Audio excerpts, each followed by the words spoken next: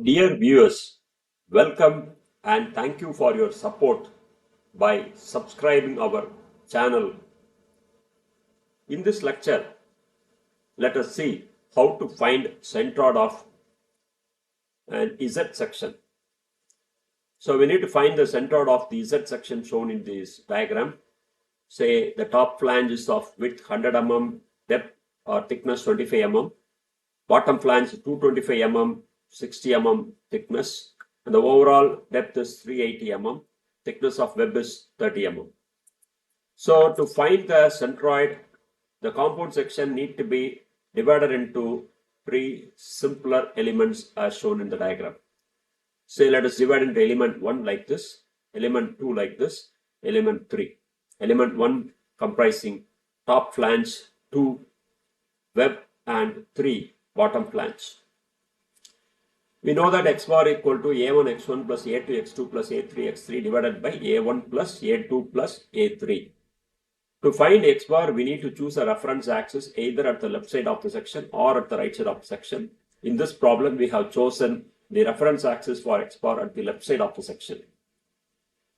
So a1 equal to 100 into 25, 2500 millimeter squared. x1 is the distance from the reference axis, horizontal distance from the reference axis for x bar to the CG of element 1. So this is x1 and this will be equal to 100 divided by 2. Then A2, the width is 30 mm and the clear depth of web is 315 mm. This we got from the overall depth deducting the top flange thickness and the bottom flange thickness, 315 mm. So 30 into 315 will be A2. And x2 is the horizontal distance from the reference axis for x bar to the CG of element 2. So to find this distance, we need a clear distance. So this clear distance will be 70 mm. That is 100 mm minus 30 will be 70 mm. So 70 plus 30 by 2 will be x2.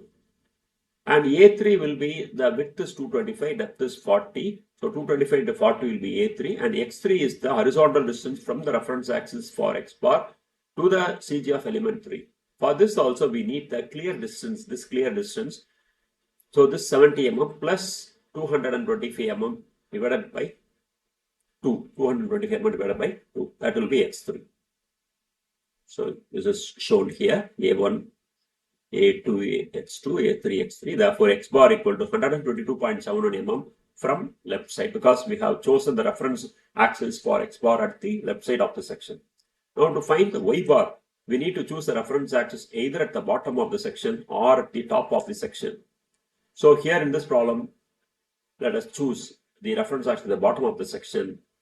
As soon as you choose the reference at the bottom, mark the distances y1, y2 and y3 like as shown in the diagram. That is, y1 is the vertical distance from the reference axis for y bar to the CG of element 1. y2 is the vertical distance from the reference axis for y bar to the CG of element 2. And y3 is the vertical distance from the reference axis for y bar to the CG of element 3. So this y1 will be equal to, we have the overall depth. So the overall depth minus half the thickness of the top flange will give you this y1. Or we can go like this, 40 plus 315 plus 25 by 2. So it's optional. Either you can deduct from the overall depth or you can go from the clear distances as we normally used to tell. Its clear distance will be 40 mm. This is 350 mm. And CG will lie or will be located at 25 divided by 2 vertical distance. And y2 also can proceed in the same way. That is clear distance is 40 and this depth is 350. So 315 divided by 2. And y3, so it is very clear. y3 is this distance. So 40 divided by 2. So as you see here, A1 we already have, y1 40 plus 315, that is we are progressing from the bottom. So 40 plus 315 plus 25 by 2. Similarly, A2 we have y2 40 plus 315 by 2 and A3 9000 millimeters squared and y3 40 divided by 2. Therefore, y bar equal to 141.53 mm from the bottom. So this is the end of this section.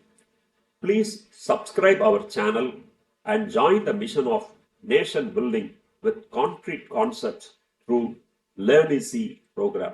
Learn Easy program. Thank you.